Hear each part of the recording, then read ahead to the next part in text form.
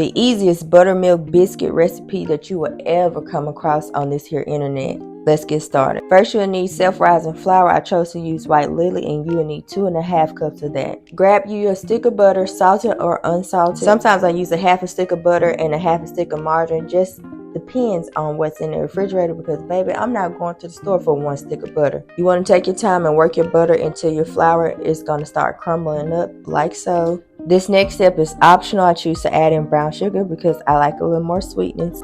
Next, you'll make a well in your flour, pour in 1 cup of buttermilk cold, and then you'll work the buttermilk into the flour. This next part tends to get a little messy, so don't be afraid to get your hands dirty. Just a quick tip, use some olive oil or some vegetable oil on your hands, and it helps it not stick as much. Then you will sprinkle flour on your clean countertop and start working your dough. Once the dough actually starts to form, you don't want to overwork it. You'll only flip it over like 3 or 4 times, and this is going to create layers in your biscuit.